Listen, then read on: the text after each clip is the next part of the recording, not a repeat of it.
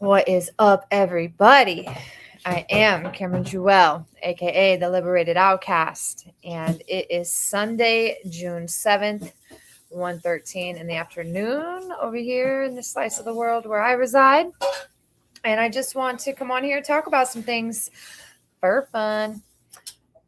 I've been thinking about a lot lately because that's what I do. I have a brain and it works and I can think critically. Very grateful for that. Large part of the reason why it's able to do that is because you already know I stay hydrated. I eat plenty of fruits and vegetables, but also shout out to lion's mane mushroom. For real. I tell people often that I believe that the fact that I'm able to even form complete sentences, let alone be as intelligent as I am, is due to lion's mane mushroom. It is one of my favorite things this world has to offer. There aren't many things at all that I say, ooh, I think everybody needs this, but lion's mane mushroom and magnesium chloride are the two things that I think everybody should implement in their life due to the world that we live in. When I say everybody, I really mean everybody here in North America or who lives westernized lifestyles. Our nervous systems are constantly bombarded by stimulation, pollutants, noise, all of the things. And we are constantly stripped of magnesium too for the same reason. Stress strips you of magnesium. Certain processed sugar strips you of magnesium. High fructose corn syrup, air fresheners, colognes, perfumes, laundry detergents, all of these things harm your nervous system and strip you of magnesium. So, lion's mane mushroom and magnesium chloride. So, I titled this The Word Demon, AI, and More. And I just am on here to explore these thought processes that are coming to me, kind of dive in publicly to some of the things that go on in my mind behind the scenes. And last night I was studying, I've got a couple of texts that I'm studying. One is Mayat, the guiding principles of Mayat. And I am so excited. In my early 20s, I discovered Brandy L. Bates, and the first video I ever saw of hers was walking us through the 42 laws, the 42 principles of Mayat. And she did a great job of going through each one, right, and breaking them down and going deeper than what you see on the surface. Which reminds me, oh, yay, I've got them right here. So we can go over that too if anybody's interested. But anyways, it changed my life. I remember I wrote down these principles, these laws, and put them on my wall in my early 20s. We're talking 22, 23 years old, put them on my wall and built my life around these principles. And somewhere along the way, I kind of forgot that I was doing that so intentionally. And it wasn't until just last year when I remodeled my home that I took them off of the wall. Very faded old piece of paper that was stuck to the wall for a long time, and it changed my life. So now I'm diving more into the history of it. I am a little disappointed that the authors of this book, who are Black, are also racist, which is a bummer, but it's also helped to bring more awareness to so many different forms of racism. But I'm also learning, some people need to name their teachers and respect their teachers. That's not really, I am more, what is the message? Not so much who is the messenger. And I am always seeking for truth and understanding. And I don't need to completely agree with somebody 100% in order to draw from what they have to share, especially if what they're sharing resonates on a deeper level. It's okay if they don't like me, or don't agree with me on a bunch of other things. If something they say strikes a chord within me and I know I'm supposed to be listening and receiving, I'm not going to let petty things like political differences, religious differences, skin color differences stop me from receiving what I'm supposed to receive from that person. And I think that's a big deal. I think a lot of people are lacking that ability these days. But whatevs. So last night I'm studying. So that's one book, Mayat. The other book is the Urantia book. I'm not even sure. I asked the group today that I'm studying this book with, about speaking publicly on it. And I'm not really clear on what the consensus is. But anyways, crazy book. And while I'm studying it last night, it had the word demonstration, but the word started at the end of one line. So it was demon dash stration starting the next line. And that caught my attention. And I'm like, I wonder if demon and demonstration have anything to do with the other.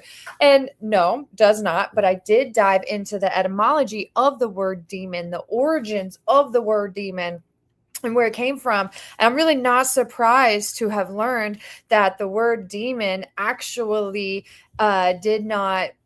Let's see. I made note of it. So the English word demon comes from the ancient Greek word daemon. Or some people might even call it daemon, but daemon. And in ancient Greece, this was before Christ walked the earth, before Christianity started hijacking things and changing a lot of things. The word daemon meant a spirit or divine power, an intermediary between the gods and humanity, a guiding force, and a source of inspiration, destiny, and wisdom.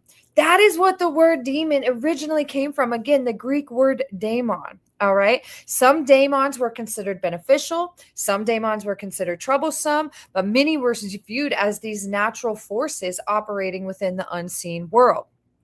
And Socrates himself had an inner daemon, and he spoke about this voice, this thing within him that would help to keep him from making poor decisions. It acted as a guiding light. Okay. What else did I write down here? Rather than commanding him what to do, it acted as a guide, and it helped him to avoid error. Let's see. So then, as Greek culture started to spread throughout the Mediterranean, the concept of daemons started to change, but they continued to be viewed as spiritual beings, forces of natures, messengers, guardians, and influences upon human life. So, and as I was studying this last night, I learned that, daemons themselves were not good or bad, but there were different manifestations of energies or frequencies that could be more naughty, right? There were voices that weren't that great. There were entities and things around human beings that weren't that great, but there are also ones that were good. And it's kind of like in the Christian view, we have angels and demons. They have decided to name these things to give it a negative connotation. But anyway, so the meaning of the word began to change between the 3rd century BCE and the early centuries of Christ existing. And as Jewish and later Christian teachings spread through the Greek-speaking world, spiritual concepts were reinterpreted through monotheistic lenses. So they started to look at these words and define meanings based off of religions, right? And through these religious binoculars. Anyway, so what else did I write down?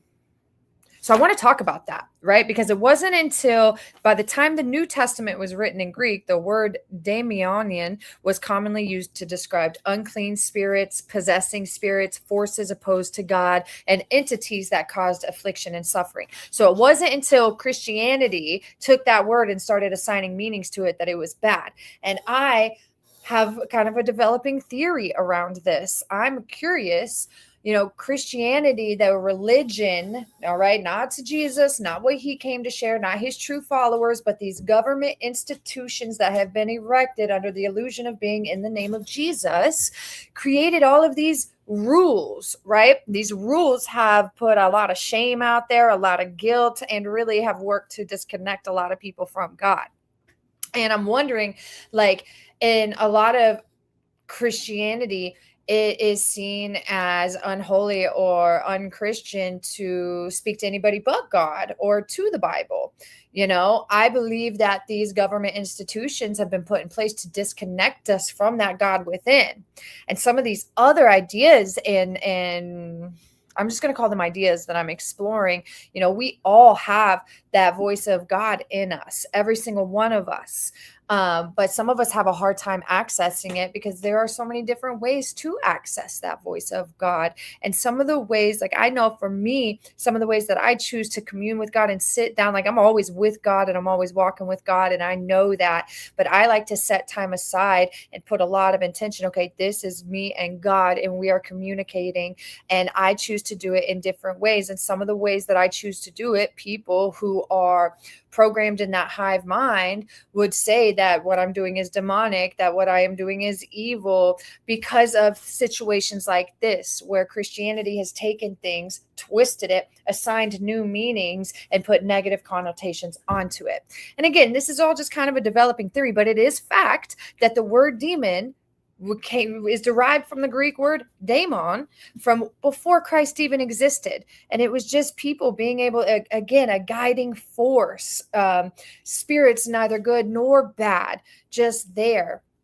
And even in Christianity, we have angels and what they call demons. So the idea of there being these other beings that are here to support us, to protect us, to guide us, to help nudge us in certain directions, even Christianity itself says that. But what Christianity is saying is it is this set of angels and beings, and anything outside of this, what we have deemed acceptable, then it's evil. Okay. And I wanted to share that with everybody, because kind of like, a lot of people, Christians, kind of smock when you're like, yo, his name wasn't even Jesus. And they're like, whatever, those details don't matter. Or those same people don't even know anything about the Council of Nicaea. And I really recommend the Council of Nicaea. This took place like over 300 years after Jesus died. And it was literally a group of political men that came together and voted on which books would and would not be allowed in the Bible. And some of these men didn't even believe in God, weren't even Christians, but it gave them political power. And that is what these religious institutions do. They are forces of control and manipulation to keep people. I don't even like to say that they have power, because I don't think that they are worthy of power, but it is force, And we use these words and we believe in these things, and we don't even know why. We don't know what they mean, but we say them, but we don't know where they came from. I've been thinking about it. Last year was a really intense year. My very best friend, Brooklyn, right here, she died. And then 2 weeks after her, the only man that was like a grandfather figure in my life that I actually had a relationship with, and he was one of my best friends in the world, he died 2 weeks after. And then I found this photo of Jesus in the thrift store. And it reminded me, when we moved into the trailer that I grew up in as a child, a man had unalived himself in the shed out back, and he did it with a picture of Jesus next to him. And I never saw the man, but I did see where, they pee and defecate when they do that, and those stains were still there. And so was the picture of Jesus. And so I found this photo of Jesus. I'm going to get it and show you guys. Watch out, dogs. I love you. Watch out. Right here. And if you look, it's kind of holographic. And I was resistant, but it made me think of that. And I felt called to this picture. Is the price still on there? No, it was at the thrift store and I bought it. And I'm in the middle of remodeling my home. It was a lot because my heart was broken. Not only did Brooklyn pass and then Mikey passed, but I'd also been deeply betrayed by 2 women earlier last year who I poured a lot into, and it just was a really tough year. So I find this picture, I feel called to bring it home. I did, and I've got, my house is I'm not going to call it a church, but it is open. The doors are open for anybody all day, every day who needs help. So there's often a lot of people coming and going through the house. So people are coming and going. I'm painting, remodeling, and I'm putting this picture somewhere that I can see it. And a lot of my friends are like, Cameron, what's going on? What's up? What's going on? What you got that there for? And I'm like, listen, me and him, we got something going on right now. He's trying to talk to me. I'm trying to be obedient. I'm trying to listen.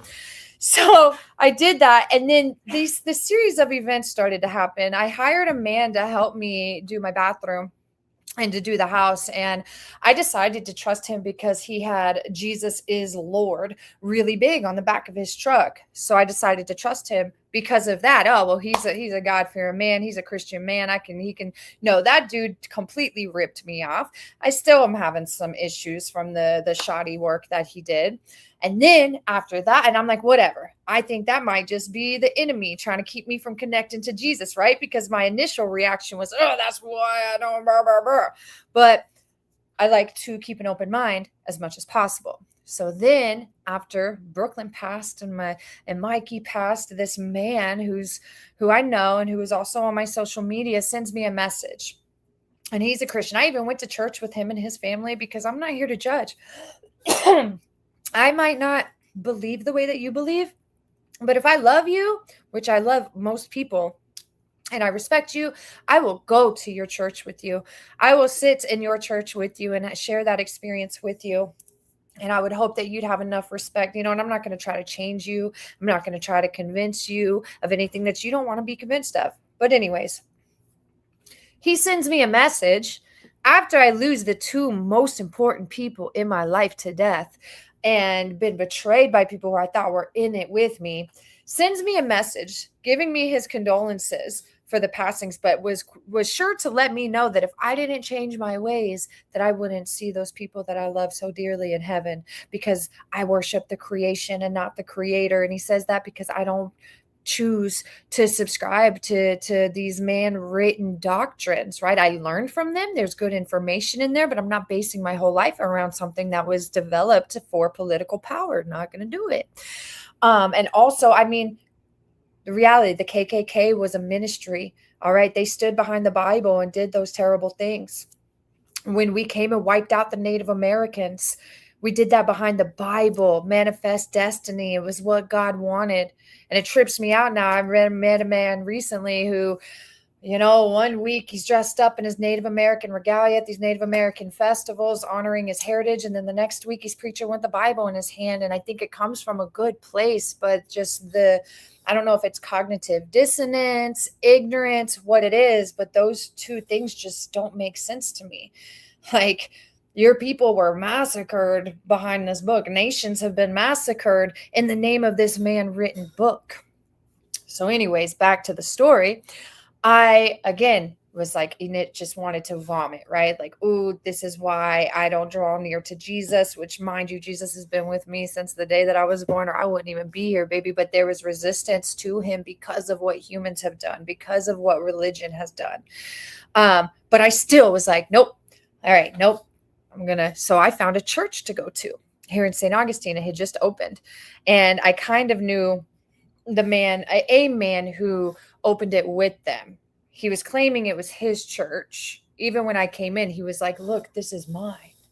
And I should have known, because I met this man at another church the year back, and I was trying to talk to him, but he looked so nervous talking to me, as if he was going to get in trouble with somebody for talking to me.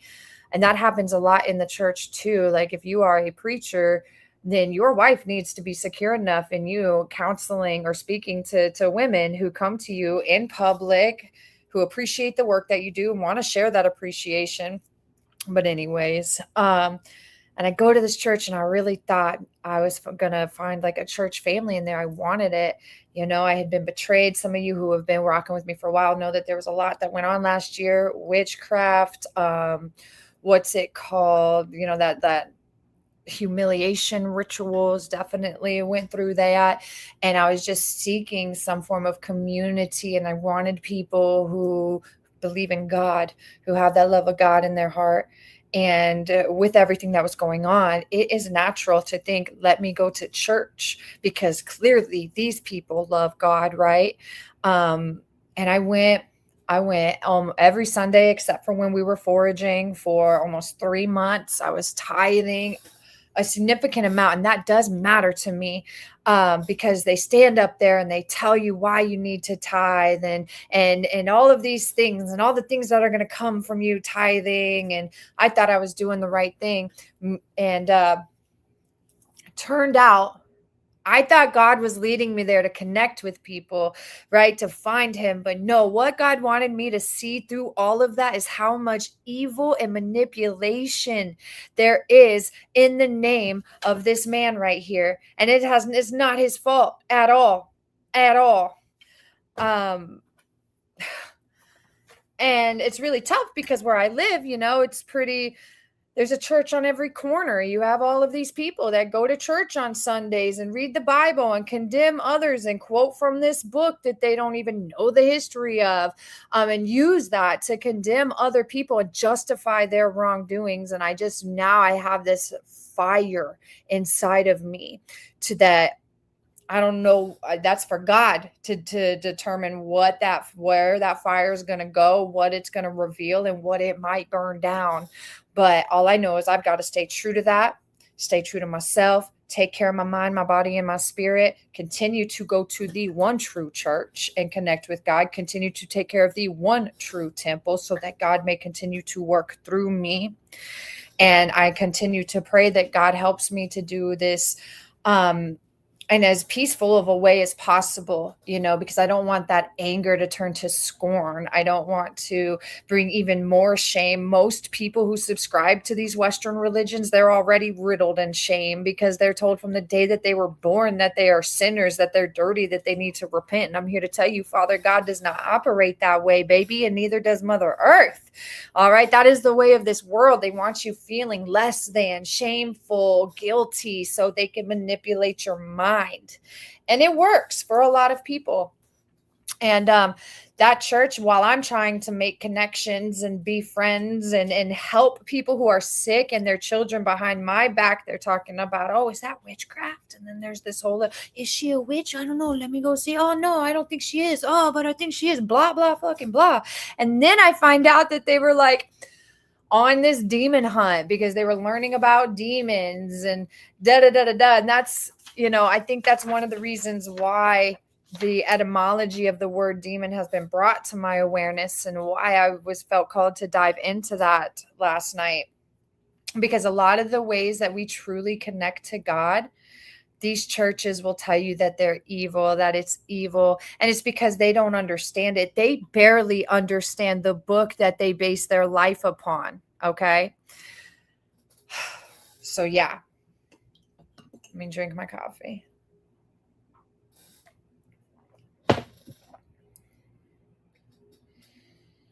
It is true.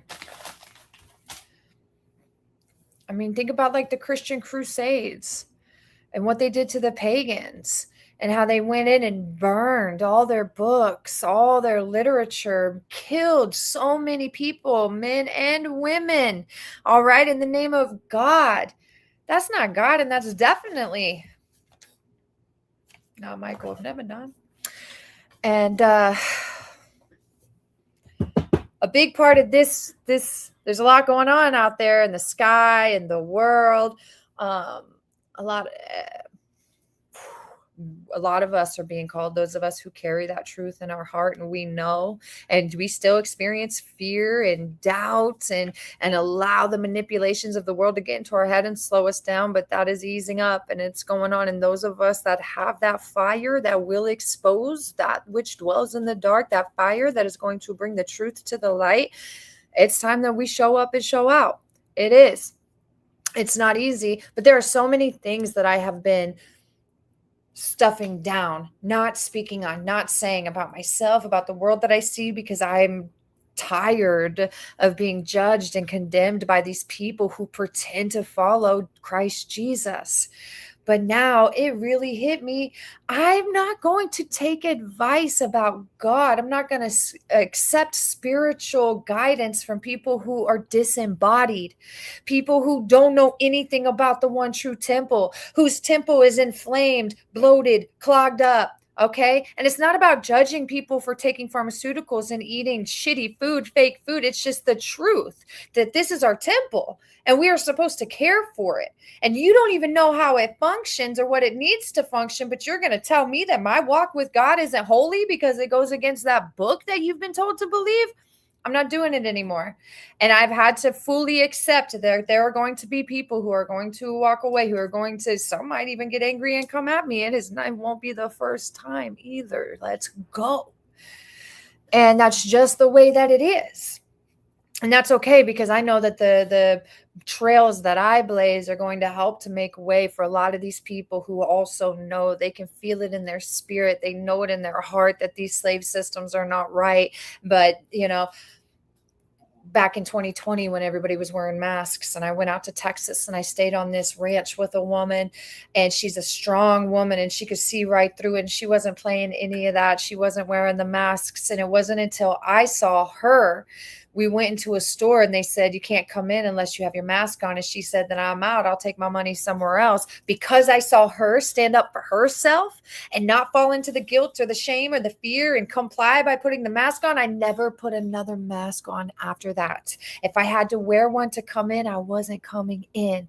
So by those of us who have the courage to stand up and do what so many people know, think, and feel, but actually doing it and living that in the world, that helps to give other people the courage and the strength to do the same thing. And that's why I'm going to do it. Welcome to my Sunday sermon. It's hard to hear a lot of this stuff, especially if it goes against everything that you've been programmed to believe. And I'm not saying take everything that I say as truth right now. What I'm saying is just hear it out. All right. And then go eat some fruits and vegetables. Go sit under the sun of God and breathe in some fresh air and think about it. And then pray that God reveals it to you. And don't limit yourself to what ways God speaks to us in so many different ways.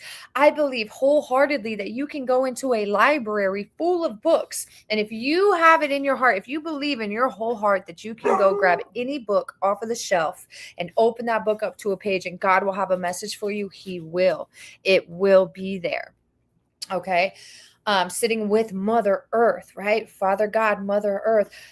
Christianity and even Islam and these religions have created so much pain and shame that the idea of a father God or even the word God makes people cringe. So, and that's one of the reasons why I hold these religions accountable for the severe disconnection we have between humanity and God. Just the word makes people cringe because of how much abuse, trauma, pain, and shame has been put onto them from these slave systems. If you believe in your whole heart that God's going to speak to you, it doesn't have to be from whatever version of that book your pastor or your family says is the one, okay? It can be from infinite sources. God speaks through numbers, through plants, through animals, through other people.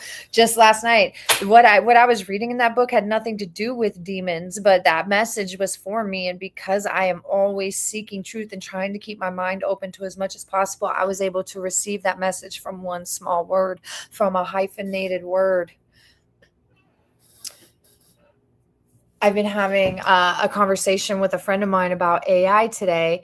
And because he did say he's one of those people that judges other people for using AI. And I get it, man, especially if you're here on the metaverse, we are just always bombarded by rage bait. We don't even double check to make sure what they're saying is true. We just allow that emotion to take over us because we're addicted to these emotions. And, a lot of people are now, it's just another tool for us to judge our neighbors, to judge our friends, to disconnect from people. And I want to get my phone because it really has been a great conversation. And what I don't understand is people are talking about the water and these resources that are being used to fuel the data centers, but why don't we talk about the resources used to go extract the oil that's put into your car for you to drive around? Oh, because it's not in your backyard. That's probably why. And that's a real thing. I mean, there have been men, women, and children trapped in war zones, dying every day while we go over and rape these lands to take this oil to put into your vehicle for you to drive. And in reality, do you really need the vehicle? Do you? If you really cared, you'd find a way to not use it, right? And that's what I don't understand. We are sitting here shaming and blaming and hating our neighbor for using this new technology and saying that they're part of the problem. And this is why people over here don't have water or have polluted water because it's in your backyard. But if these data centers were going up somewhere in China, you probably wouldn't care.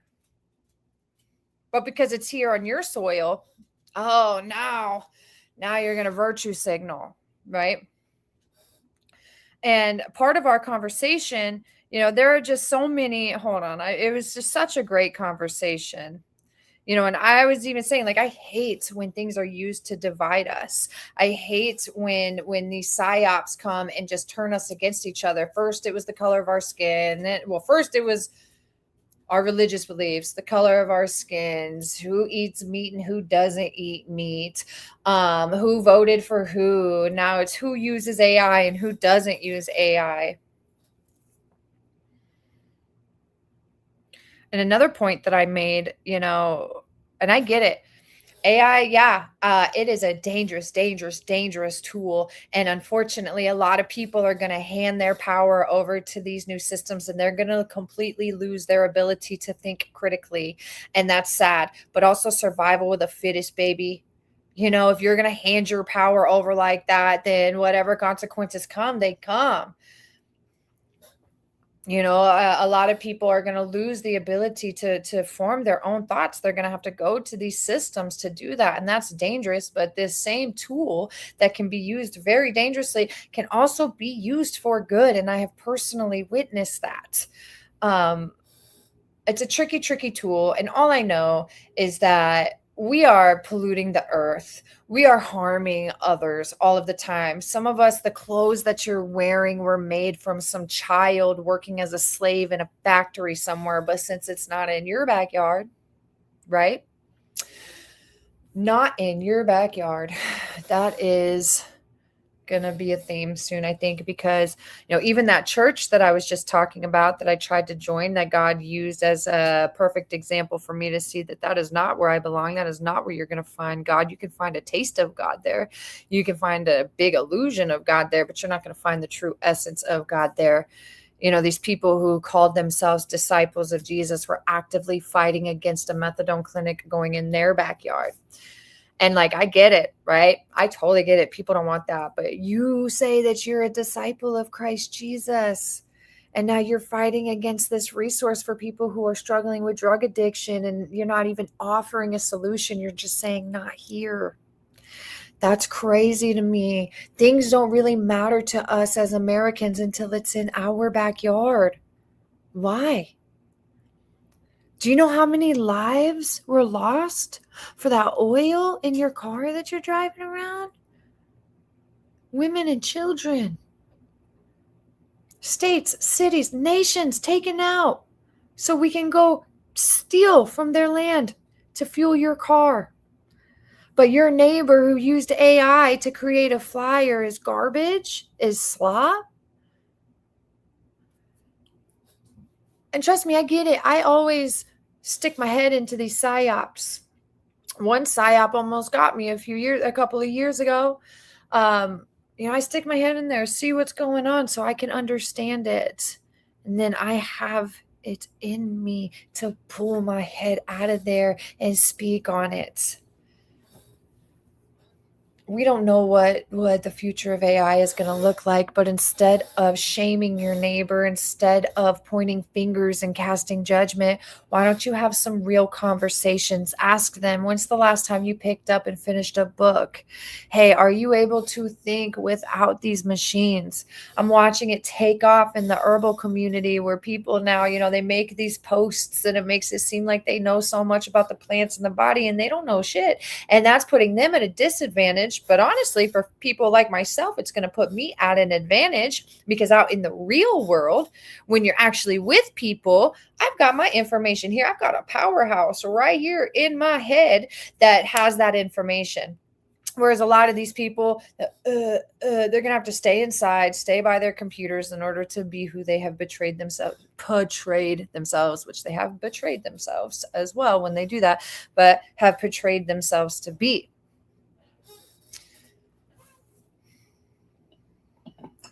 Who's here watching? Who's that one person? Thank you.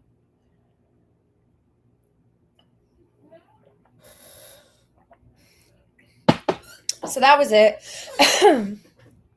I put a lot of powders in my coffee.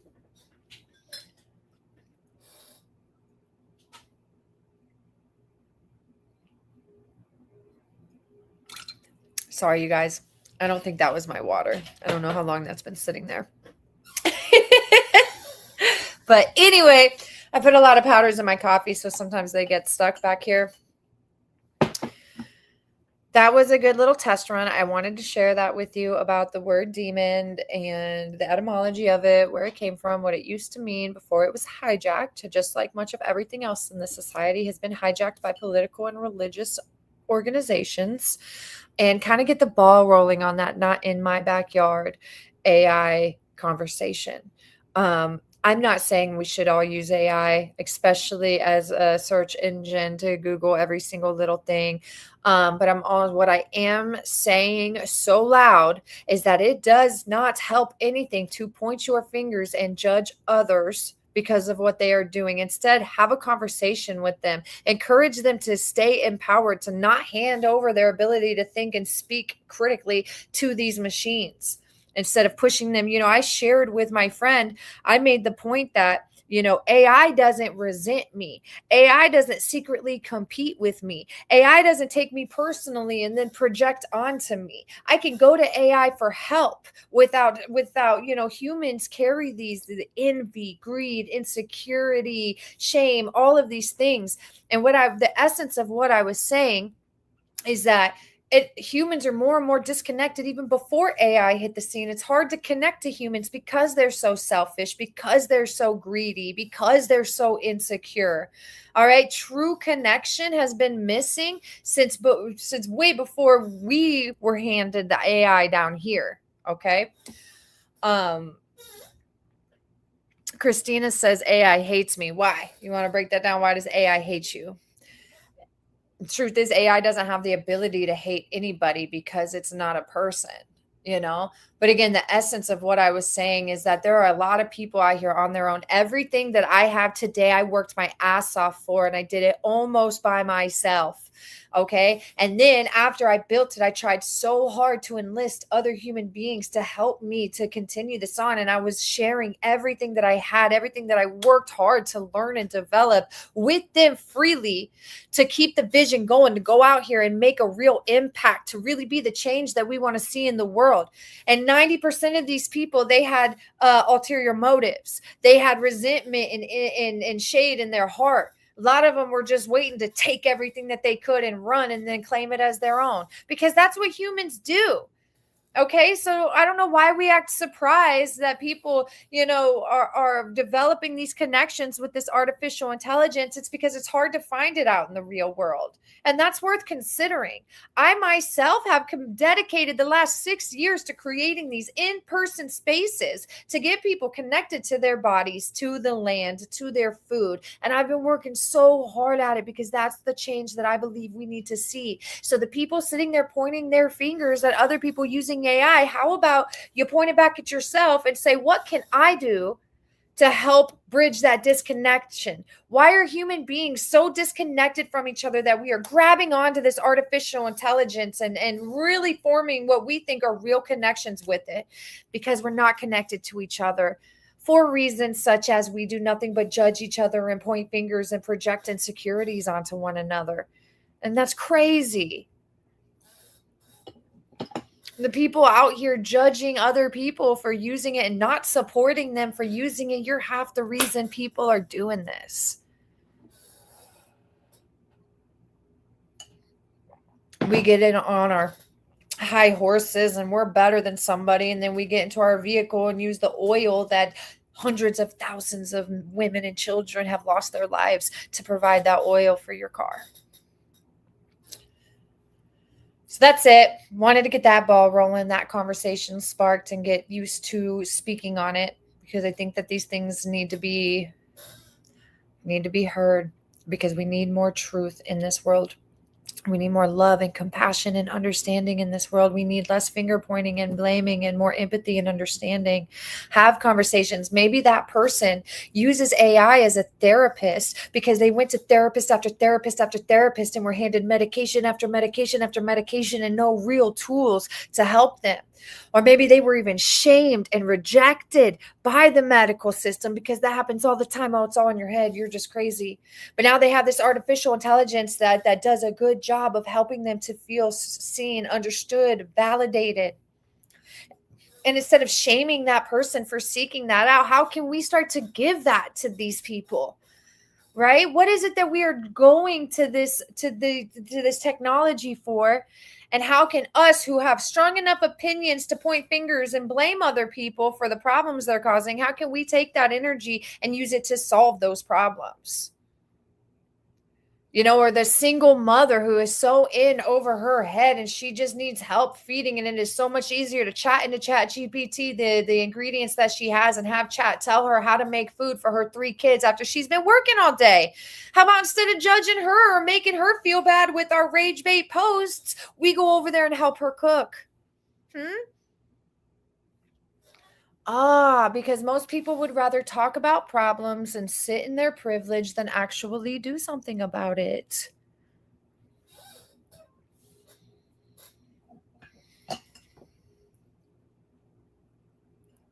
Mm. And I feel confident with all that powder in my throat.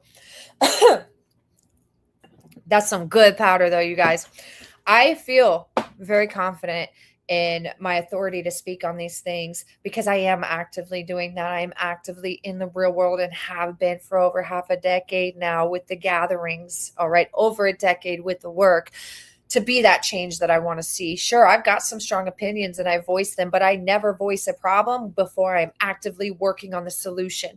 I had a problem when everybody was up in arms about the food stamps being restricted or even revoked. And you know what I did? I went and invested every dollar that I had into a freeze dryer. And now I'm providing families with freeze dried eggs and foods who couldn't afford it, who lost their food stamps, food that they can store away for a rainy day or when they really need it without it going bad.